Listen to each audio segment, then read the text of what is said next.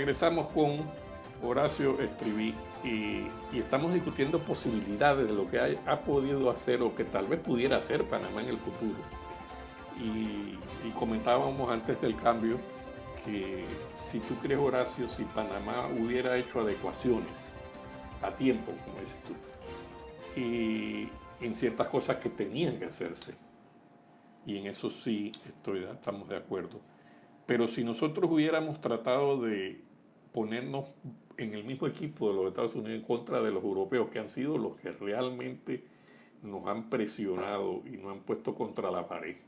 Claro, somos chiquitos, los Estados Unidos es la primera economía del mundo, a ellos no lo va a empujar nadie. Pero teníamos algunas armas por la posición estratégica y la larga relación que tenemos con ellos para poder haber negociado quizás algo mejor. ¿Te parece que eso es una idea que es No, descabellada? para nada. Lo que me parece es una pregunta como para llenar un ensayo. Quizás es una tarea que tú y yo deberíamos comprometernos con la audiencia en YouTube a hacer algún día. Porque por primera vez me siento con alguien que tiene una visión mucho más panorámica del tema. Tú me preguntas a mí si pudo haber un equipo mejor de negociación. Probablemente sí. Hay que reconocer un hecho. Como te dije, primero que nada, realmente el país se vio sometido a una enorme presión. Y quiero que sepas algo, no es de la OSD, ni es de la Gafi necesariamente, ni del Tesoro americano, es de los propios mercados. Y eso es lo que la gente tiende a ignorar, que los mercados tienen, para bien o para mal, gústenos o no, los mercados responden a una racionalidad. Que esa racionalidad de alguna forma es inducida o no por estos organismos, hay también validez en esa afirmación. Pero aquí estamos hablando de un ente un poco abstracto que se llaman los mercados internacionales y la reputación de Panamá. Y por eso que es difícil agarrar y decir la culpa es tuya o la culpa es del otro, o tú hiciste esto mal o tú hiciste esto bien. Se trata de una abstracción mucho más compleja, ¿no? Donde hay una multiplicidad de actores. Yo creo que vale la pena resumir quiénes son los actores. En primer lugar, tenemos a la Unión Europea, que a su vez ha venido emergiendo como una fuerza rectora dentro del tema tanto de lavado de dinero como de temas fiscales, ¿no? Por otro lado tenemos a la OSD y tenemos a la Gafi. OSD se inclina más por el tema de la supervisión, el cumplimiento de las políticas y los estándares en materia de disminución de la evasión fiscal. Y por su parte Gafi ve más el tema del lavado de dinero. Y a la misma vez hay otro actor importante que es Estados Unidos. Cada uno de estos actores tiene, lógicamente, una diversidad, una pluralidad de intereses que creo que es el trasfondo de tu planteamiento, ¿no? Y además agrégale que el proceso es dinámico. Y eso es lo que la gente tiende a olvidarse, porque con frecuencia te dicen a ti, no, pero es que Panamá hace 10 años crecía y estaba en una lista y a nadie le importaba. Sí, porque el mundo cambió. Estamos en un mundo en donde hace 15, 20 años atrás, tú recordarás, si ves Netflix, donde Pablo Escobar literalmente llegaba a Miami con maletas y eso no tenía ninguna particularidad. Maletas llenas de dinero. El mundo cambió. El mundo da vueltas, el mundo es evolutivo. Yo creo que eso es lo que a veces Panamá pierde de vista. Ahora bien, dentro de esa diversidad de intereses, ¿pudiera ahora Panamá aprovecharlas o no? Yo diría que sí. Con la suficiente inteligencia, claro que sí. Es evidente, por un lado, que hay una desavenencia creciente entre las potencias, ¿no? Estamos atravesando una transición y la revista The Economist lo analiza muy bien estos días. Estamos moviéndonos de un proceso de la globalización hacia un proceso donde la globalización pierde fuerza y da lugar más bien a una emergencia de lo que se denomina como la globalization, que se caracteriza por el fortalecimiento más bien de las regiones. Y es claro que las regiones están entrando en algún tipo de disputa. Déjame decirte algo, Estados Unidos y Europa están librando en este momento, igual que Asia, igual que China y Estados Unidos, están librando sus propias batallas y Rusia también está en el medio. ¿Y por qué traigo a colación Rusia? Porque precisamente ha habido escarceos entre Estados Unidos y Europa a raíz del cierre de una serie de bancos que han estado lavando presuntamente dinero de Rusia. Entonces, lo que estamos viendo es como el corolario o el nuevo capítulo de un escenario en donde claramente hay rivalidades entre estas potencias en materia de lavado de dinero y en materia fiscal. Tú mencionabas que hay una competencia y efectivamente esa competencia se está dando y se va a seguir dando. ¿Y en qué plano se puede dar? Y ahí es donde Panamá tiene que situarse. Efectivamente, Estados Unidos, bajo la presidencia de Donald Trump, está haciendo un mayor énfasis en la reducción de los impuestos. Y está contando con que ese diferencial pudiera en un momento dado atraer no solamente capitales norteamericanos, sino también de Europa. Es muy posible esto. Ahora bien, Panamá, ¿qué rol desempeña dentro de esto en este momento? Lo primero que nada es que los intereses de Panamá son amplios y son múltiples. Panamá ha sido un país abierto y si bien hemos tenido una tradicional alianza con Estados Unidos, que podemos seguir fomentándola, tampoco podemos pasar por alto el hecho de que también tenemos intereses con Europa. Pero ¿qué ocurre? Europa tampoco es totalmente homogéneo. Tú tienes a la OECD y a la GAFI, que hasta donde se siente satisfecho con los avances de Panamá, pero no así la Unión Europea. Y es por eso que Panamá recientemente, al momento que se edita este programa, ha planteado un reclamo ante la Comisión Europea con miras a anular la posibilidad de que la moción, la propuesta de incluir a Panamá en una lista negra no sea aprobada por el Parlamento, sobre la base de que efectivamente no se han tomado en cuenta todos los elementos que Panamá ha venido cumpliendo. Eso es un hecho, eso es una realidad. Incluso dentro de la propia Unión Europea hay países que discrepan. España es uno, respalda a España es Panamá. uno. Creo que Holanda es otro, que dice que Panamá ha hecho los suficientes esfuerzos como para que no vuelva a una lista discriminatoria. Así es. Yo lo que te había planteado y lo que yo creo es que cómo recogemos el agua derramada. Bien. Yo creo que los papeles de Panamá que nos hicieron tanto daño. Mucho daño, que realmente si tú lo analizas la información, la mayoría de los dineros no estaba ni siquiera en bancos panameños. Todos estaban en otro estaban lugar. afuera. La gran mayoría de aquellos de sociedades anónimas, muchísimas no eran ni siquiera panameñas, eran de las Islas Vírgenes Británicas. Por otro lado, tú ves que los europeos también mantienen, porque el capital, haciendo un paréntesis, Horacio, siempre va a buscar los lugares donde puede esconderse para huirle a altas tasas impositivas que lo hacen de bajo rendimiento. El capital siempre va a estar dando vueltas en el mundo para buscar jurisdicciones donde pueda tener más rentabilidad y no pagar tantos impuestos o diferir el pago de esos impuestos. Y va a haber, todavía tú ves Andorra, tú ves que existe Liechtenstein, tú ves que existen las Islas Británicas, Guernsey, Jersey, que tienen jurisdicciones con estatus fiscales preferenciales. Y siempre va a existir esto. Entonces, ¿cómo Panamá ahora se reinserta? Claro. Lo que hemos debido pelear en un principio, o tener un equipo de primera que tal vez nos hubiera evitado tener que ceder tanto de las cosas como las cedimos.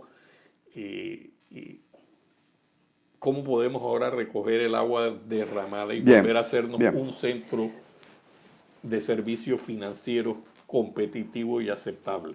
Yo creo que más allá de las diferencias que tú has descrito con mucho acierto, que prevalecen y van a seguir prevaleciendo, el mundo tiende hacia una homogeneización en materia de cumplimiento de ciertos estándares en cuanto a lavado de dinero, financiamiento del terrorismo y evasión fiscal. Ahora bien, eso, dejando de lado el tema, obviamente, del lavado de dinero y del terrorismo, que no deja espacios para mucha maniobra, eso es algo que yo creo que la mayoría de los países coinciden que es algo que lesiona a todas luces digamos, la esencia misma de nuestra sociedad democrática y pacífica. En materia fiscal se está dando una competencia. Ahora bien, ¿qué es importante? Panamá en este momento tiene la posibilidad, efectivamente, ya recuperada su reputación, ya recuperada su corresponsalía, manteniendo un grado de inversión, manteniendo seguridad jurídica y mejorando otra serie de aspectos que son necesarios para atraer la inversión directa extranjera, Panamá también puede entrar en esa sana competencia de poder ofrecer a la inversión directa extranjera un lugar seguro donde invertir a cambio de que se pague, consideraría yo, esto es una opinión mía como panameño, como economista, yo considero que a partir de ahora debe empezar a prevalecer otra concepción distinta a la del cero impuesto. Esta es una concepción que se ha venido usando en Panamá erradamente, no solamente con las empresas internacionales, Carlos, sino con las nacionales, ¿no? Y yo creo que está poniéndose en evidencia el hecho de que es necesario que las empresas paguen un mínimo de impuestos, porque eso es lo que te permite a ti financiar el desarrollo de infraestructura que a su vez es la que le va a dar sostenibilidad a la competitividad que requieren esas empresas para seguir operando en forma eficiente. Y ahí entramos en toda una disquisición de la gente que dice, sí, pero es que los impuestos se los roban y no hay rendición de cuentas. Pues tiene que haberlo y tiene que haber Estado de Derecho. La solución frente a eso, no podemos caer en el maniqueísmo de decir, como existe corrupción, entonces yo no pago mis impuestos. lo que tenemos que hacer es marchar en ambos sentidos, tanto que el que tiene que pagar sus impuestos que lo pague y que el Estado utilice debidamente esos recursos. Pero me desvié. El fondo del tema es tu pregunta. ¿Qué puede hacer Panamá en esta nueva coyuntura? Panamá puede efectivamente ahora sí convertirse en un hub para atraer empresas que aporten al país innovación, valor agregado. Panamá es un país cuya economía requiere diversificación y esa diversificación solo se puede lograr a través de inversión directa extranjera que aporte recursos y que aporte tecnología, que aporte transferencia de conocimientos. Estamos en sintonía en eso. Esa sería una categoría, diría yo. Yo creo que sí.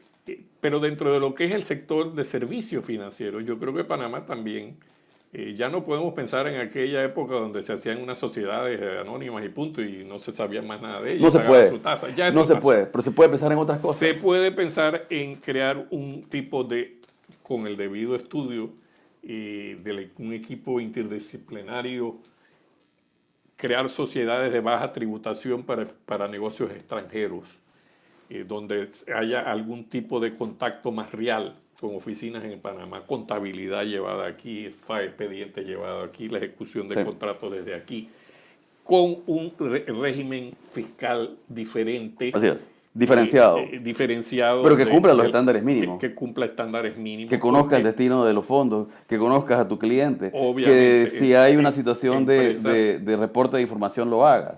Empresas realmente que operen, y ya hay.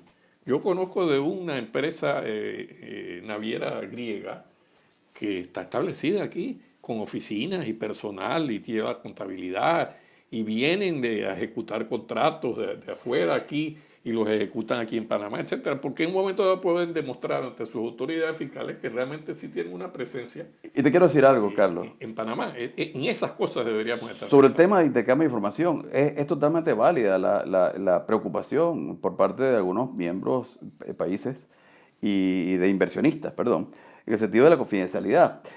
¿De qué se trata? Es decir, el intercambio de información automática no es con todos los países. Panamá logra negociar.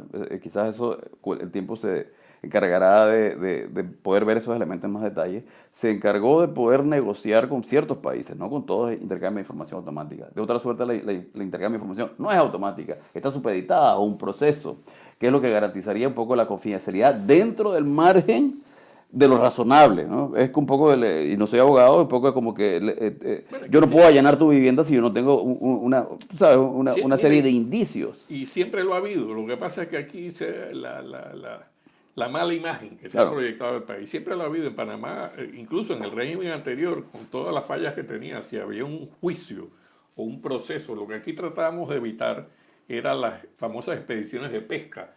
Un país que quería venir aquí a investigar, y entonces señalaba 50 sociedades para ver a quién agarraba. Entonces eso no se permitía porque eso va en contra de la confidencialidad.